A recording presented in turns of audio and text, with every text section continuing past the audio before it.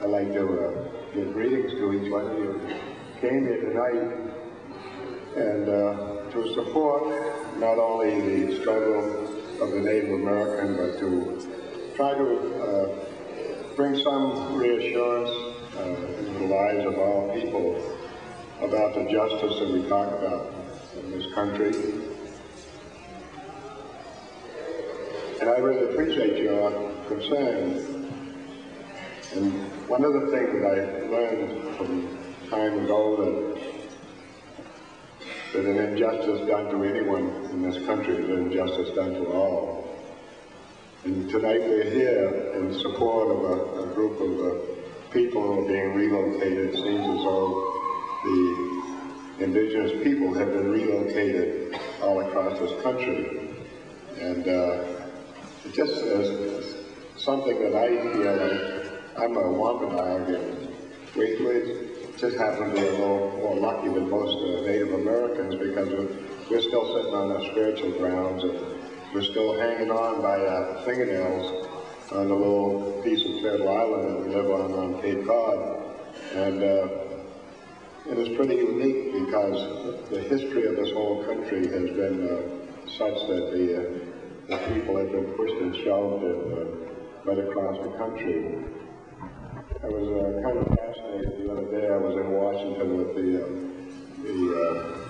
Smithsonian Institute, and we were attempting to try to recover some of the Indian remains that are on display down there in the Smithsonian. And we are also trying to get them back to their various states where they belong. And I was informed by the Secretary, Mr. Adams, that those remains are government property. And I asked them how they acquired this property, and they said, well, it seems as though a medical team back in the 1860s and 70s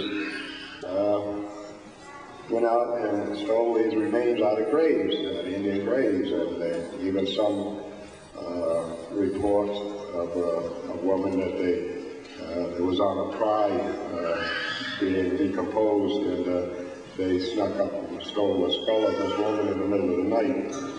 And these are now government property. And I thought it was kind of strange that Indian remains are so important in this country that the government has to confiscate them. So it's just another way of people being held in hostage, whether they're alive or whether they're dead. This seems as though we're kind of important. There's something that must be really important about us, that they want to hang on to these remains and keep them. And we as Indian people feel that our problems have come from those remains that are still above ground and haven't had the opportunity to go their natural way and incorporate themselves back into the Mother Earth. And we feel that most of the problems that have arrived that we've been dealing with out here is because of these spirits are not at rest. And so it's not only the relocation, but to try to recover of the Indian remains. We do have a very strong battle on our hands because we have some archaeologists that feel that we shouldn't get these remains back unless we can prove that we're related to them. And I was there talking with a young lady that was supposed to be trying to trace the names of some of these remains. And I said, did it ever occur to you that Indians only had one name? They never had a family name. And 150 years ago isn't too far back where Indians only had one name. For instance, my name is Chikatunipa, and it means slow turtle. But I don't have a family name. That is my name, and so is it with most Native Americans. They only have one name.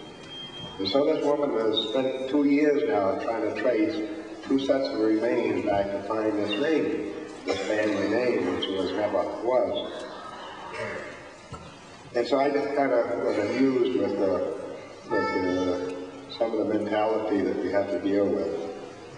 And I'm going back again on June the 1st to meet with the Secretary again to see if he's changed his mind about anything. Oh, and the other thing he wanted to do was, he agreed to remove some of the remains from display down in the Smithsonian. He'd like to make a plaster cast of them and sort of take it, at least fool the public a little longer with this plaster cast of the remains. But I just feel kind of sad that most of the people are not informed about the real things that are happening here in this country and have no idea about the derogatory terms that are used in dealing with us as Native Americans, and the things that we have to go through in life, and just to try to survive out here. And we're pretty good to be able to survive all of these things that are happening. And so, if you can just see just some of the things, another thing I want to talk to you about is that since I'm the spiritual leader for the Wampanoag, you know, a lot of you don't know that only 1979 Congress passed an act giving us freedom of religion here in this country. And it wasn't too long ago, 1924, they made all Indians citizens of the United States, and we're saying, who asked you? You know?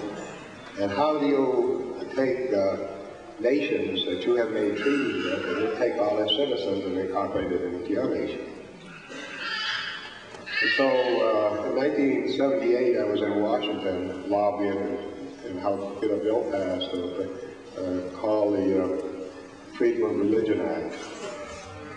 And they passed it overwhelmingly. And so then after they passed this act, I wrote a letter to each congressman and senator in Massachusetts, and I asked them what kind of citizens were we now. I said in 1924 you said they were citizens of the United States, but in 1979 you passed an act giving us freedom of religion. If we were citizens of the United States, we would have been under the First Amendment like everyone else and had a right to choose our religion. And so they were very confused, and they could never give us an answer, or me an answer, on how this comes about. It's very confusing because we have 2,000 laws that regulate us in this country that regulate no one else. And there's another 3,000 policies that are developed by government agencies that regulate us that don't regulate anybody else. We have a special Civil Rights Act that none of the rest of you have. But that Civil Rights Act really isn't to enhance us in any way, but to make a way to take something from us if we have anything left. And so it's a lot of things that, you know, that you don't know and you don't understand out there. And that's why I'm telling you tonight, so you can give it a little bit of thought. But the last thing I want to talk to you about is, it seems that all you newcomers that came here, I like to call you boat people every once in a while. And it seems as though they never had an understanding about us and about our spiritual ways. And it's a very important thing with us because we feel that we're very much connected with the earth and with all the creation that's around us. It's really important to consider all of these things, and we've been trying to do that. And I feel sad that we didn't come before you and speak before, because the devastation that's taken place here on Turtle Island is just overwhelming. And the instructions that one of the Stroud people came to my people and gave them again, that our role was to protect the space for 7 generations of unborn yet to come. And that means to keep the waters pure and the air clean and the earth from deterioration, from chemicals and all of those kind of things. And we haven't really done a very good job because we haven't really got on your case about what's going on out there. And we haven't talked about that, and so we have put a very sad and burden upon our children. Our children are going to have to suffer from the acts of our people here. And that means you. That means all of us. And we're kind of sad about that because we haven't really given a clean space for those children yet to come here. And it's sad when they're only able to see a picture of a tree because there won't be any trees around here in a few years. And they wouldn't know what a fish looks like, a lot of the animals that we see because they're disappearing so fast and rapidly. So I'm going to leave you with that thought and hope that you think about those 7 generations of children yet unborn and how you're going to interact with trying to preserve this space for them children. And I say,